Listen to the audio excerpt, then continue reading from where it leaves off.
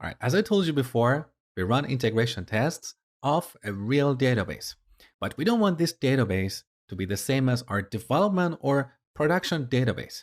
Because in our integration tests, we're going to add or remove documents from this test database. So we don't want to mess up with the data that we have in our development or production environment.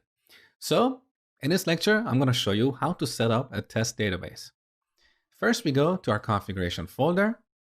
Let's go to default.json, add a new key here. Let's call that database. And we're going to set that to our default MongoDB connection string. And then we'll override that in our configuration file for our test environment. So let's go back to db.js.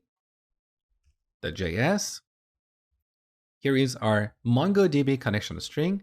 I'm going to cut this from here and put it in default.json. Make sure to remove the single quotes. So this is what we should have. Now I'm going to copy this key and add it to test.json as well. So let's add a comma here and then change the connection string, change the database name to Vitli_tests.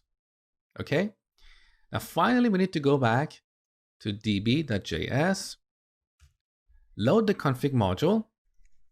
So require config and store it here.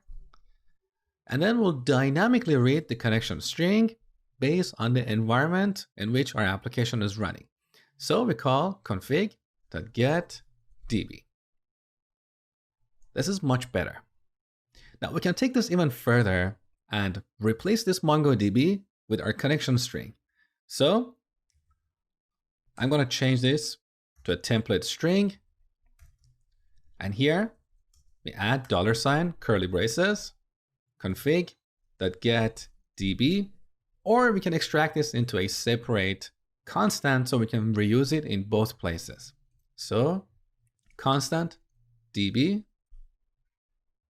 and then our code is cleaner. So we connect to DB and also display its DB here. So now when we run our application, you can see we're connected to our development database. And when we run our tests, you will see that we will connect to our test database. So let me simulate that.